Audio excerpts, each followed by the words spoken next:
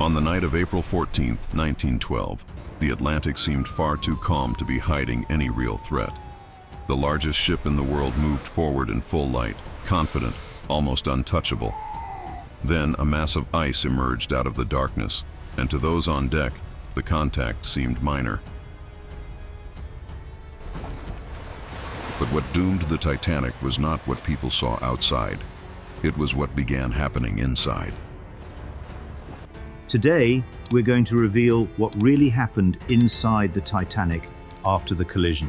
Stay with us.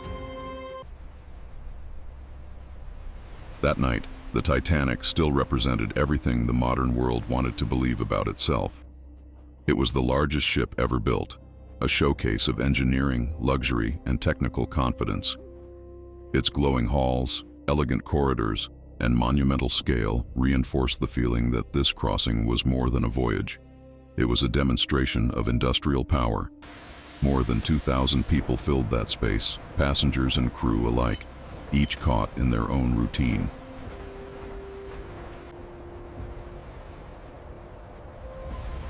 Outside, the Atlantic seemed obedient. Inside, everything operated with the precision expected from a machine thought to be stronger than risk itself. And that is exactly what makes that night so striking. The tragedy began while the ship still seemed completely in control.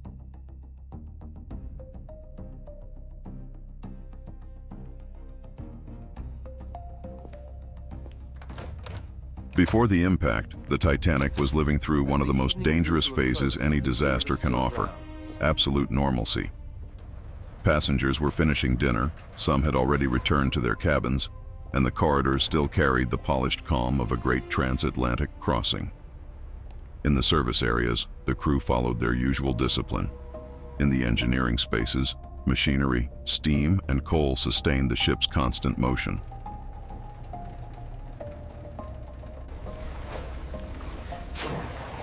Nothing in the ship's overall appearance suggested that the time of this giant was already running out. Have you ever noticed how great collapses almost always begin this way, without warning?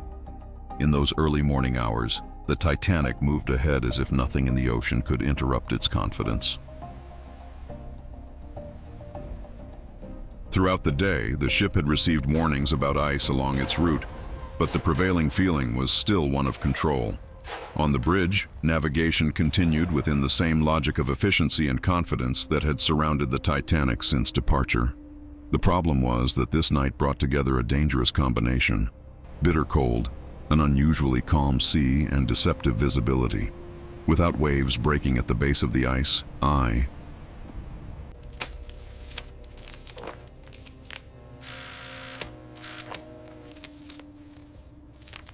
Seabergs became much harder to spot from a distance. Even so, the ship maintained high speed. It moved through a dark, silent, visually uniform Atlantic, and while everything seemed under control, the exact stage for disaster had already been set.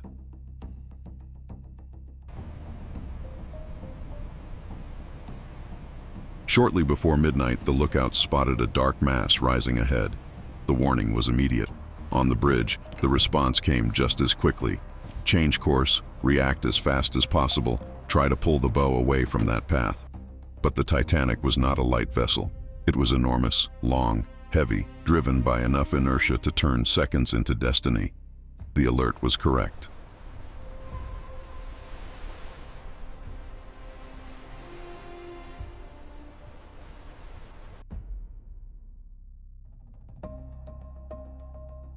The reaction was real.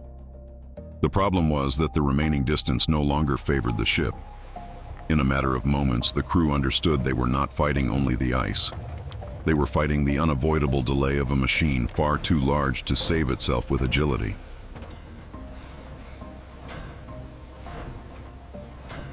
The maneuver began, but the Titanic answered too slowly.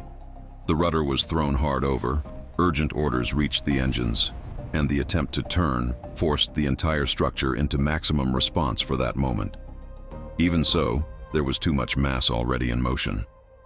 The bow began to slip away, but the rest of the hull still carried the accumulated force of its speed. This matters because it breaks a common misconception. The ship did not sit still and wait for impact. It tried to react, but the physics of the moment were already against it. Sometimes disaster does not happen because no one acted.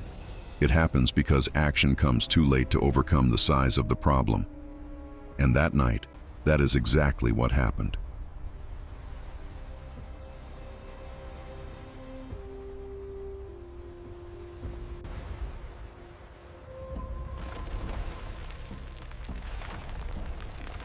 The contact with the iceberg was not a violent head-on collision. It was a glancing scrape along the starboard side, below the waterline, much quieter and far more treacherous than popular imagination usually suggests. On deck, many people felt little more than a shudder, a strange grinding sound, a few fragments of ice scattered about. For many passengers, it did not seem serious enough to justify alarm. But the decisive damage was not above the sea.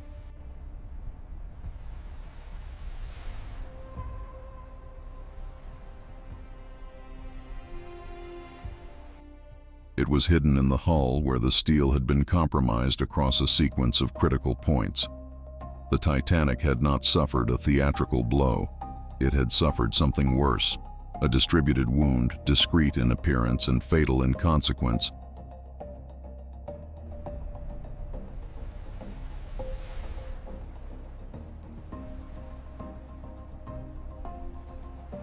On the lower decks, the truth appeared first. The freezing Atlantic began pouring into areas that should never have received it. The mailroom, cargo spaces, technical passageways, and soon after, boiler-related sections. Men working far from the luxury of the upper decks realized before anyone else that this was no small incident. The speed of the incoming water answered with brutal honesty what no one yet wanted to admit.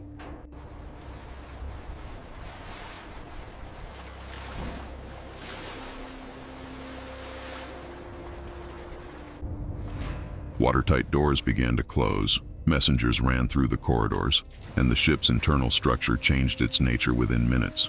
To most eyes, the Titanic still looked like a prestigious ocean liner. But inside, it had already begun to lose the fight.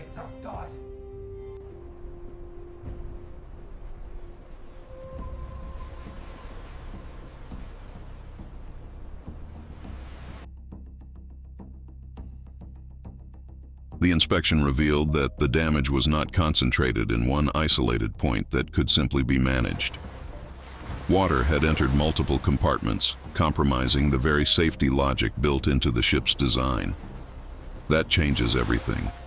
A single breach can be fought, contained, monitored. Multiple openings along the hull completely transform the equation. From that moment on, it was no longer a matter of repairing damage.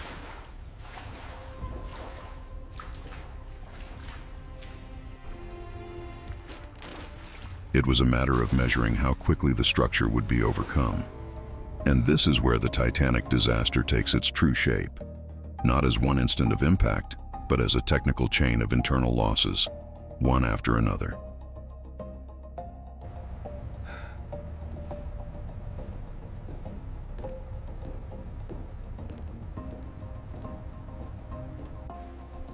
The Titanic had been designed to remain afloat with as many as 4 compartments flooded. But what the men assessing the damage realized in those early hours was worse than that. 5 had been compromised, and that difference of just one compartment changed the entire story. Once that calculation was understood, the crisis stopped being a potentially manageable emergency and became a sentence. The ship would not be saved.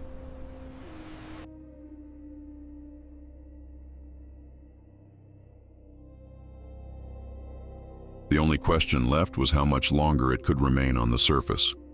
It is a harsh realization, because it arrives long before most people understand the true gravity of what is happening.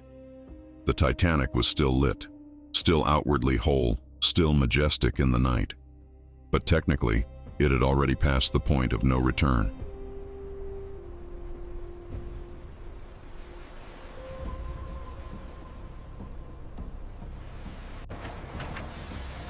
With no real chance of saving the ship, all that remained was to save time. Time to keep the lights on. Time to keep the wireless working. Time to feed the pumps, organize the lifeboats, and prevent disorder from taking over too soon. This was the moment when the technical areas became decisive. The men who remained in the boiler rooms, the engine spaces, and the support systems were no longer fighting for the survival of the Titanic as a vessel.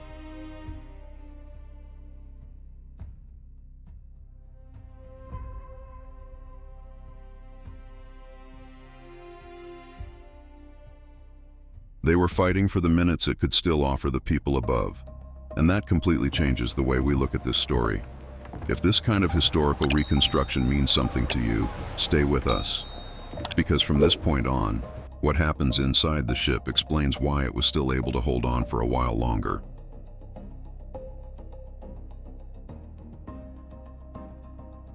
On deck, the disaster did not yet have the same shape it already had in the lower compartments.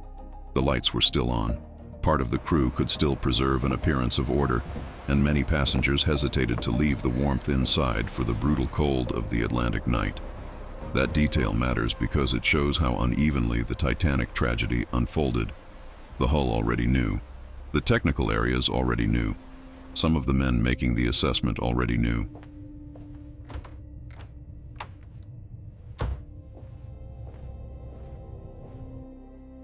But for a great many people on board, it still seemed far too early to believe anything irreversible was happening. The ship remained large, illuminated, and stable enough to inspire false confidence. And it was precisely that gap between appearance and reality that defined the minutes that followed. The human center of the tragedy was in the boiler rooms.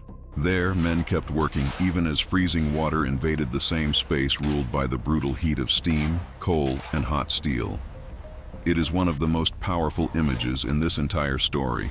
Fire and ice occupying the same environment while the ship was quietly losing the battle. They knew they were not saving the Titanic. They were buying time.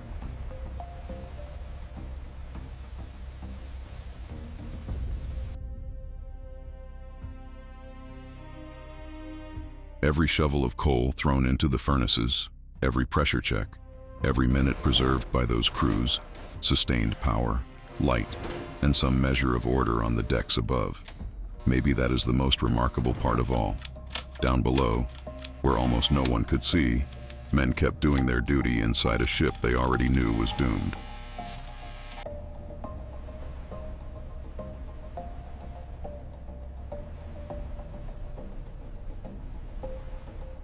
The effort in the technical spaces had a direct and visible result.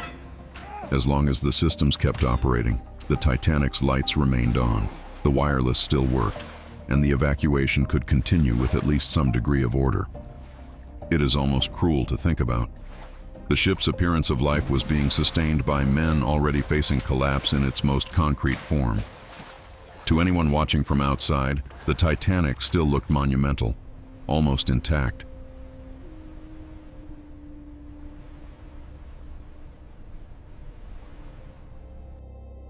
But that image was only possible because the interior was resisting beyond all reason. Have you ever stopped to think about the human weight of that? The order above deck was being purchased by the silent sacrifice of those who kept working below it.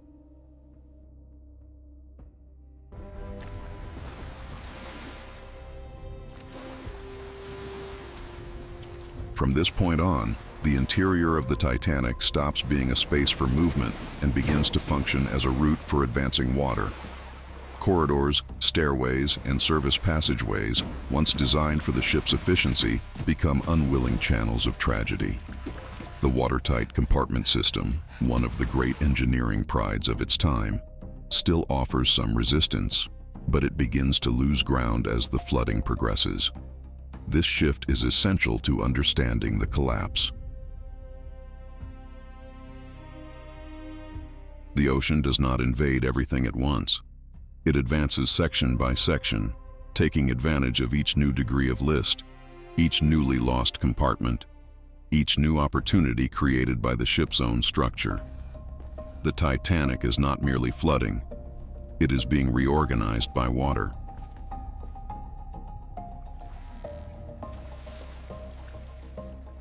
As more water gathers forward, the bow sinks lower and lower. And that added weight, does not affect only the ship's outward appearance. It changes the internal logic of everything.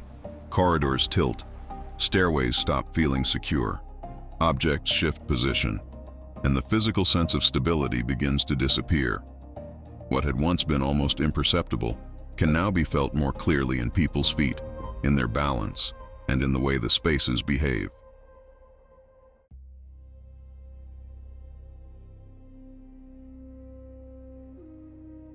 The Titanic still stands before the world, but inside it has already submitted to another law. Gravity pulling a gigantic body toward its most flooded end. With every passing minute, the ship becomes less of a ship and more of a structure yielding to its own weight.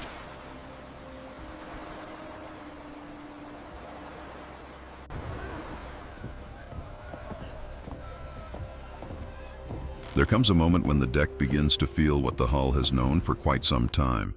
The list stops being a suspicion and becomes something people can feel. Objects slide. The officer's posture changes. The crew's body language becomes faster, firmer, more urgent. Passengers look around, trying to understand why the environment feels the same and yet somehow different. The Titanic is still lit, still enormous, still impressive.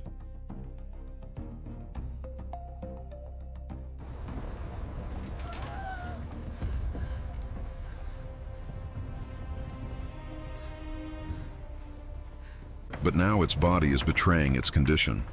And when a ship of that size begins to show visible signs on deck, it means the internal process has advanced much further than most people can imagine.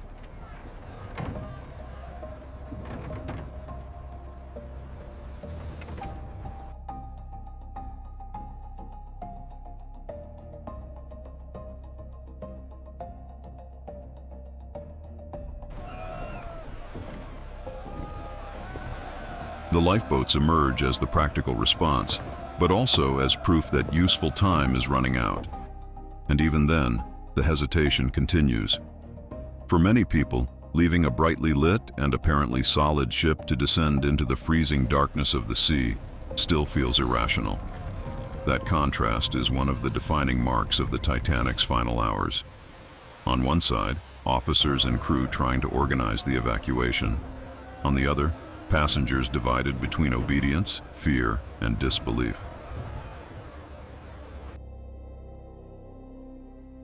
Order and disbelief coexist on the same deck. The ship still seems far too alive to abandon. And perhaps that is exactly why so many decisions that night were made too late.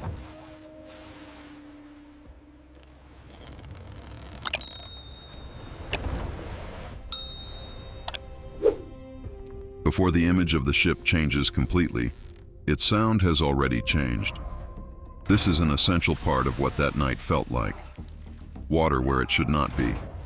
Metal structures responding to unusual pressures. Ropes, davits, doors, floors, and corridors producing a new soundtrack of tension. The Titanic still preserves the appearance of a refined ocean liner, but it no longer sounds like a safe place, and that matters deeply. The disaster did not reveal itself only through sight.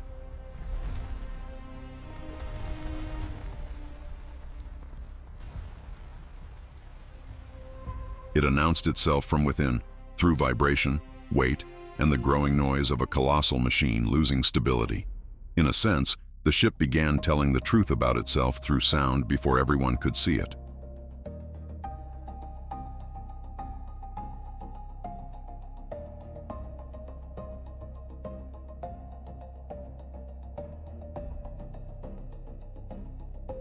From here on, the Titanic enters a phase in which the structure is no longer reacting only to water, but to the accumulated weight of that water.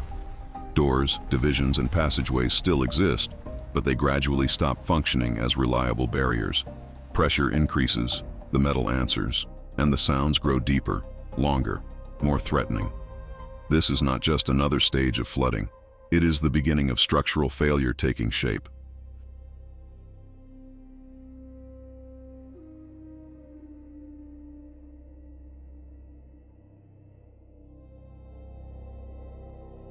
Inside, the ship no longer feels like a finished and stable creation.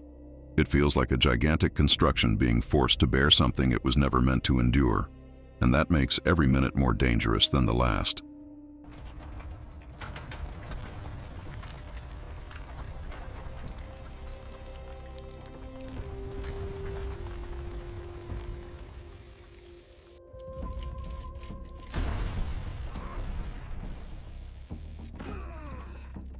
Perhaps one of the most disturbing images in this story is this contradiction.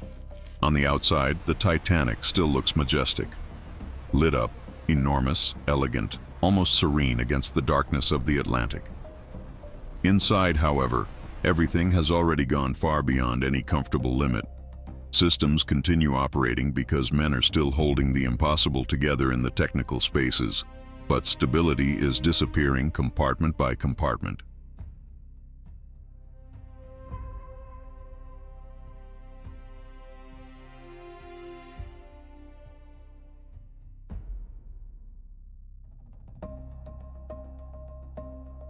The ship keeps glowing in the dark, and that is exactly why the illusion of control lasts a little longer. But at this point, appearance no longer means safety. The exterior still inspires awe. The interior is already in progressive collapse.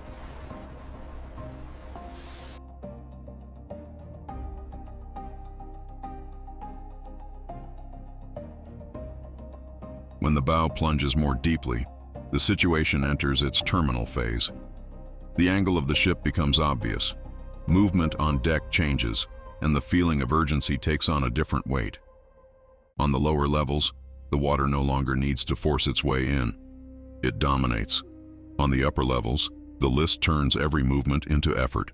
The Titanic stops looking like a vessel in trouble and starts looking like a structure on the edge of inevitable collapse.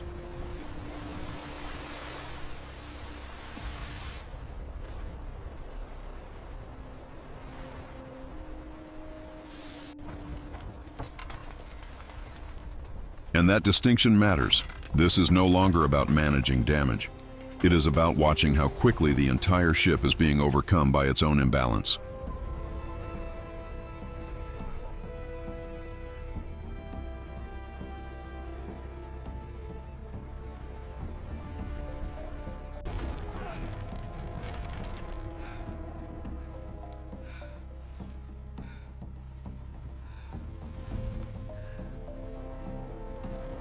At this point, the physics of the disaster completely take over the scene.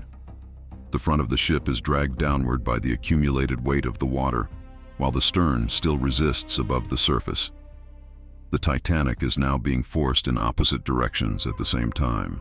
It is a brutal image of engineering pushed to its limit. The ship was never designed to withstand this kind of load distributed in this way.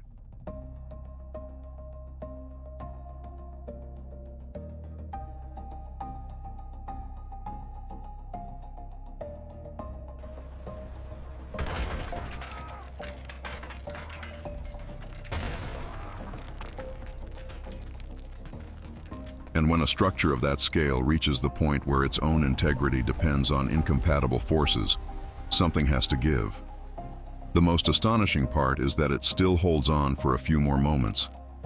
And it is precisely that final resistance that makes the ending even more dramatic.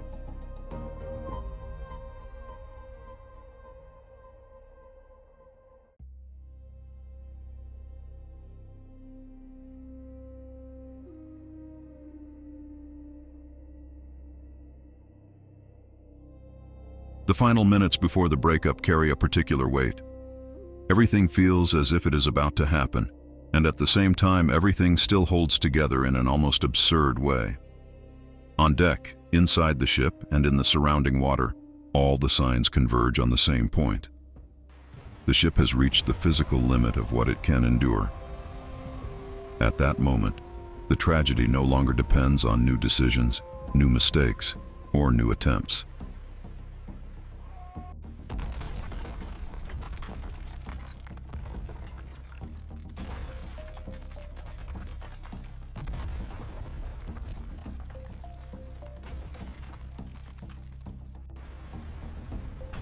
It depends only on matter giving way, and that changes the way we read the end.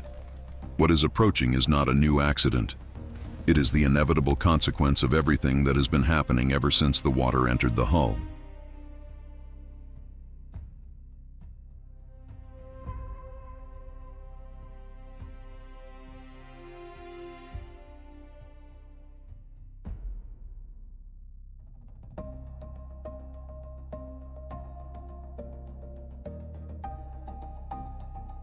The breakup is not the beginning of the tragedy. It is its logical conclusion. First, the bow, already overwhelmed by the weight of the water, is pulled down with decisive force. Then the ship loses structural continuity and breaks apart. That order is essential to understand. The Titanic did not sink because it broke apart. It broke apart because it had already been sinking from within for a long time.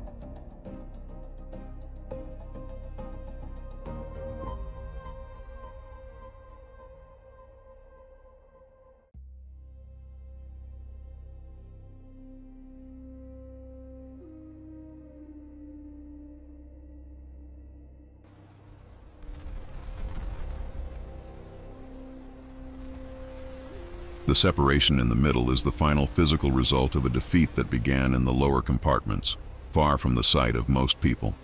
When the structure gives way, it simply makes visible, in brutal fashion, everything that had already been determined by the progression of the flooding.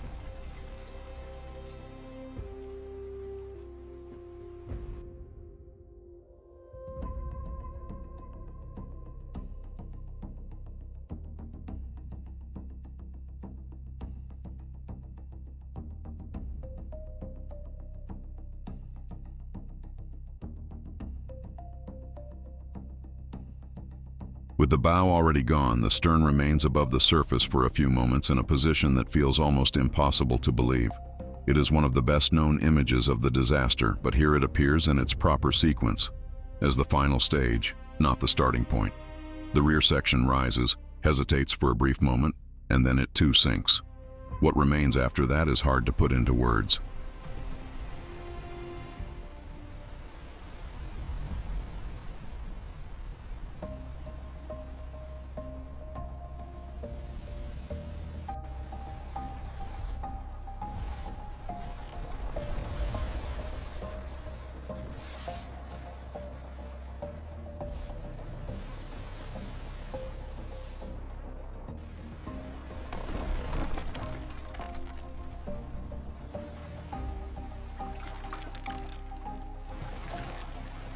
The largest ship in the world disappears, and the Atlantic becomes once again nothing but darkness, cold, and water.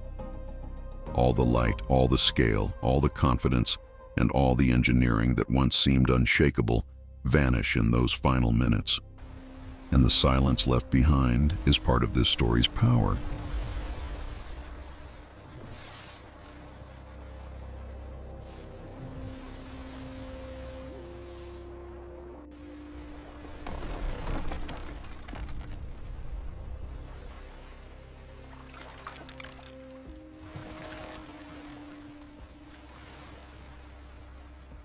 More than a century later, what remains lies on the ocean floor. The bow, the boilers, the debris field, and the scattered fragments across the seabed preserve the logic of that night.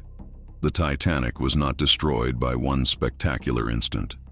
It was defeated by progression, compartment by compartment, system by system, minute by minute. That is what makes this story so enduring in the collective memory.